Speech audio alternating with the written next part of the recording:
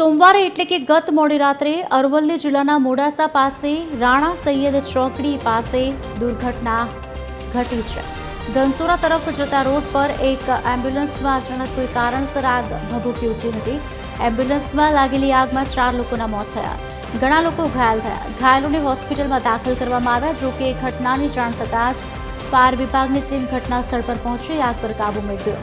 એમ્બ્યુલન્સમાં નવજાત શિશુને સારવાર માટે અમદાવાદ હોસ્પિટલ લઈ જવામાં આવી રહ્યું હતું ત્યારે આ કરુણ ઘટના બની। મૃતકોમાં નવજાત શિશુ, બાળકના પિતા, ડ્રાઈવર અને નર્સનો સમાવેશ થાય છે। ઘટનામાં 3 લોકો તો ઘટના સ્થળે જ આગમાં બળીને ભડતું થઈ ગયા હતા। હાલમાં એવી આશંકા વ્યક્ત કરવામાં આવી રહી છે કે શોર્ટ સર્કિટના કારણે આગ લાગી હતી। ઘટનામાં ઘાયલ થયેલા હોસ્પિટલમાં દાખલ કરવામાં આવ્યા છે।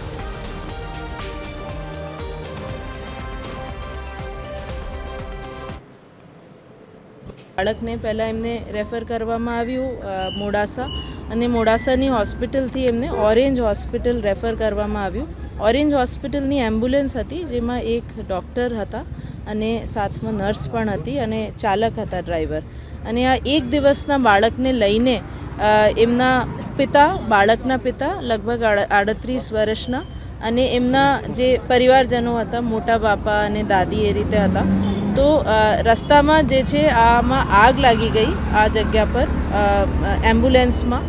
જે પ્રાથમિક દૃષ્ટિએ દેખાય છે કે ઓક્સિજન સિલિન્ડર એમાં હતું એ ફાટી ગયું અને હજુ તપાસ ચાલે છે। 12:45ની આસપાસ મોડાસાથી જે અમદાવાદ હાઈવે જાય છે બાયપાસ, ત્યાં મોડાસા ટાઉનથી લગભગ 2 કિલોમીટરની દૂર એક એમ્બ્યુલન્સ જે ઓરેન્જ હોસ્પિટલ અમદાવાદથી આવેલી અહીંયા તાજું જન્મેલું એક બાળક લુણાવાડા એનો પરિવાર લઈ અને અમદાવાદ રિફર કરેલું હતું।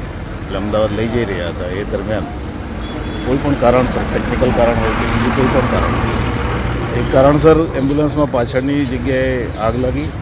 પાછળ જે 4 લોકો બેઠા હતા એ ઓન ધ સ્પોટ એમની ડેથ થઈ છે અને જે આગળની સીટમાં જે 3 લોકો બેઠા હતા એ 3 ઇન્જર્ડ છે। ટોટલ 7 લોકો આમાં સવાર હતા અને આગળની પોલીસની તપાસની કાર્યવાહી ચાલુ છે। પાછળથી આગ લાગી પહેલાં, ને પાછળથી આગ લાગતા અગાડી લપટે આવવા મળેલી, તો એનાથી ડ્રાઈવર બી કૂદી ગયો અને અમે બી દરવાજો ખોલીને કૂદી ગયા। બાળકને ઓક્સિજનમાં શ્વાસ લેવામાં થોડીક તકલીફ પડતેલી, એના હિસાબથી અમે અહીં લાવ્યા હતા। વિહાન્સ હોસ્પિટલ લુણાવાડાથી અમને અહીંનું મોડાસાનું એડ્રેસ આપ્યું હતું। ગાડીની અંદર અવાજ તો પેલો એમનું જે પેલું આવું કે વેન્ટિલેટરનો અવાજ આવતો હતો। કાલે એક બેબી આવેલું જે લુણાવાડાથી આવેલું અને લગભગ 7 થી 8 કલાક જેવી એની લાઈફ હશે।